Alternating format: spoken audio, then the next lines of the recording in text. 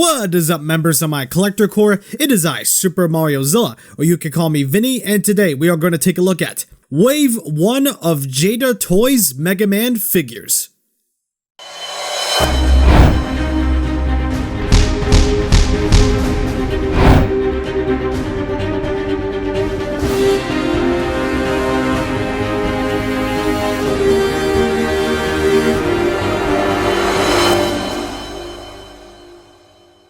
Some Mega Man figures from Jada were revealed along with their Street Fighter figures.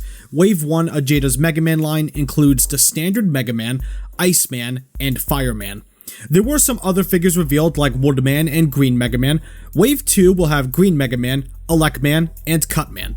But for now, Wave 1 is here and it is awesome. Prototyping was overseen by Capcom just to have the extra authenticity to the figures. Capcom fans across the board were stoked for these figures because the Blue Bomber hasn't had articulated figures in this vein since the ancient D-Arts line from Bandai Tamashii Nations. So to get figures like these is a big deal. Jada already knocked it out of the park with their Street Fighter figures, so how will the Mega Man figures compare? Are they good figures? Are they worth grabbing? Are all of them worth grabbing, or only a couple? Or just one? Let's not waste any more time and see if these figures are worthy of a spot on your Mega Man shelf. So this is a triple review. I'm reviewing all 3 figures. I'll be looking at each figure individually with their sculpt and paint and accessories, but all of them will share articulation and size comparison. So Rock here is looking really solid, no pun intended. And for those that don't know, yes, Rock is Mega Man's name. In fact, in Japan, he's known as Rockman. Us Americans know him as Mega Man. No, sorry, back to the review. Mega Man looks great. He looks like he hopped right out of the classic NES console. His design is fairly basic, so there's not a whole lot to talk about here, but I will go over what there is to go over. I love Mega Man's face. It captures the classic look of the Blue Bomber really well. It's well done. Paint where there is paint is clean, no issues with that. Although on the darker glossy blue areas, it looks like the plastic is peeling, mostly in the forearm area. It's easier to see up close. That's just something to be made aware of if yours has this issue. Mega Man also features shading. Yeah, shading. They didn't have to do that, but they did, and it makes Mega Man pop on the shelf. It just makes him look that much nicer, whether on a shelf or in your own hands. The choice of blues they chose for Mega Man are great choices of blues. I love the sort of metallic glossy blue they used for his limbs. It looks awesome. And the lighter blue is very vibrant and contrasts really well from the glossy blue. Although Mega Man may appear slim and tall, it still matches the stumpy NES sprite well, and matches how he looks in the game like Mega Man 8. If you're a classic Mega Man fan, then chances are you're going to fall in love with this piece. It's beautiful the amount of effort put into a $30 toy. It's so nice to see and just makes me appreciate this so much more, especially as a fan of Mega Man. Everyone's articulation is relatively the same anyway, so I don't feel like there's any need to go over separate articulation sections for each of them, so let's just go over whatever they have. There is a ball hinge connected to the top of this neck peg. Actually, no, there's a ball. Actually, no, I lied. It's on the bottom, while there's a ball joint on the top, so Mega Man can look this high up, can look this far down, and can lean and look side to side with no problem.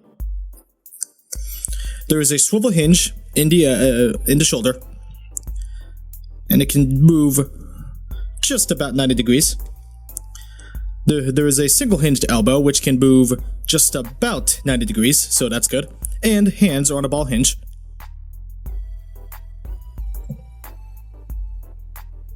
Although it's almost non-existent, because every time you utilize the ball hinge, the hands almost pop out. So, it's probably no reason to use it. There's a ball joint here, and down here, I believe. Or wait. Actually, no, I lied. There's only a ball joint right there, so he can crunch forward just about this far forward, which is pretty good, and can crunch backward just about this far back, which again is pretty good, and can lean and rotate. Legs, he can kick forward just about this far forward, backward just about this far backward, and he can also do the splits. thighs can swivel. There's also a swivel in the knee, but there is a single hinge in the knee, so he can move just about 90 degrees once more. And there is a swivel hinge in the ankles, so he can kick them all the way back. Kick them not quite all the way forward, but just as forward as they can go. And the ankle rocker is pretty solid.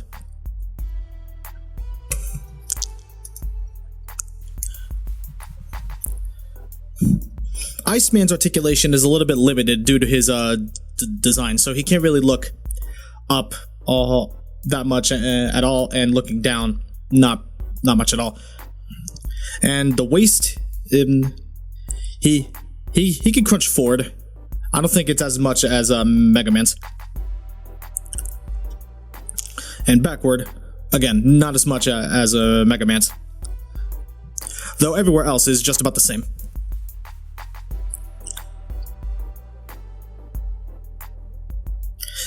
The feet are definitely the same. Yeah, so besides the torso and the head, articulation on Iceman is the same. Now Fireman, I think Fireman is the exact same if I'm not mistaken, although the shoulder pads do not have any articulation at all. They rotate with the shoulder, but thankfully do not get in the way.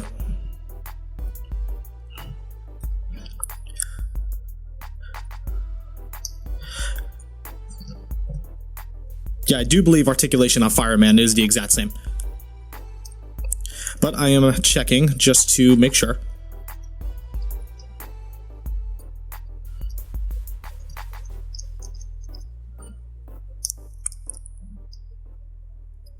Yeah, I believe it's the exact same. So all three of these guys can be posed with no problem. Their articulation is actually really impressive for the $20 price points. Excuse me, $25 price points. So yeah, you could get these guys in poses. No, you could get these guys in plenty of MegaMan-like poses. I'm really impressed with their articulation, and MegaMan's articulation is arguably better than his D-Arts counterpart. So I am impressed with that. I am impressed with their articulation for the price point. It's pretty good. MegaMan comes with a good amount of accessories for his price. I do wish he had 2 pairs of alternate hands instead of one of each different hand parts. For heads, he has the neutral smiling head and a teeth-gritted angry head. For the hands, he has 2 fist hands, one sort of gripping hand for the right, and one splayed out open hand for the left. And his Mega Buster arm cannon, which can be used on either arm. Pop the arms off the elbow and switch it with the cannon. Next is the Mega Buster beam effect. That's awesome, and the effect comes with a stand too. One end of the stand goes into the beam and the other end of the stand goes into the base. And then you line it up to make it look like MegaMan is firing the shot. It looks awesome, and I love the translucent yellow. It looks nice. MegaMan comes with some fun accessories, and for his price point, can't really complain. Now for Iceman, who has a bit of a pudgy look to him, which works for his design. He does have that ice climber-ish look on him. Iceman also has his surprised look on his face, which I'll be honest, wish it was more universal neutral face. He looks surprised at everything, and it's kinda funny. The blue they chose for his costume is nice and a vibrant blue. No shading this time, which I do find a bit disappointing, but it's not a big deal. He still looks good without it. Iceman, like MegaMan, does have a fairly simple design. He has what looks like a jetpack on his back. Maybe it's an ice pack. His paint job is clean, so that's good. Some spots look a little messy, but it doesn't look that bad at all, honestly. I've seen way worse. Also, the white they chose for Iceman is a very bright white. May need to be careful with it, since it's possible it can yellow over time. Just something to keep in mind. Iceman looks great. He has every detail down packed from the backpack and to the buckle on the back of his hoodie. He looks great. Iceman, like MegaMan, has the same amount of accessories, and they are great. For his heads, he has a surprised face, and an angry face for his ice effect. For the hands, he has 2 fist hands, one hand for his ice effect for the right, and a splayed out open hand for the left. It's the same as MegaMan's actually, just casted in white plastic. And finally, his ice effect. It's a very nice and translucent blue and has a spiky sculpt to it, looks icy. Made to look like he's spitting the ice effect out. Works the same way as MegaMan's effect, just insert one end of the stand into the arm and into the base, and the other end into the effect part, and adjust accordingly, and there you go. Iceman's accessories, like MegaMan, are great. He has everything he needs for plenty of display options, whether to fight against MegaMan or maybe even alongside him. Now moving on to Fireman. He looks basic but still has a nice design overall, and it translated really well into figure form, no problem. The colors are vibrant and contrast well from each other. Fireman features some details on the back of his head, so it's not all plain. The fire on his head is a very nice transparent orange mixed with yellow. It looks very nice, I love the look of it. And the sculpt is wavy to represent actual fire. The anatomy is similar to MegaMan, not as pudgy as Iceman. Although, I have one issue, the lower legs and the feet are a glossy gray, but the gray on the body and the arms are matte. Why it's like that, I have no idea. It looks strangely inconsistent. But that's my only issue with Fireman. Overall, Fireman looks awesome. Really nice detail, but I wish he also featured shading. He's not bad looking by any means, especially for his price point, but I wish he had that extra bit of work put into him. Overall, he still looks really cool. Fireman comes with a good chunk of his own accessories as well, but I wish he had a bit more fire accessories for his hands. I'll tell you what I mean in a bit. For his heads, he has a head looking straight ahead, and a face where he's looking off to his right. Next, he has two flame accessories for his wrists, unfortunately only one of each. I really wish we got two of each flame for some more dynamic displays and poses. It's kind of limiting this way. Don't get me wrong, the fire accessories are awesome and look great, I just wish he got a little bit more. The translucent yellow to orange transition is so good here, I love it. Same with his projectile accessory, awesome. Just like the last two effects, it pegs it to the stand, you get the idea how it works pretty much. But still, this looks cool, and I love that he has his own blast effect too.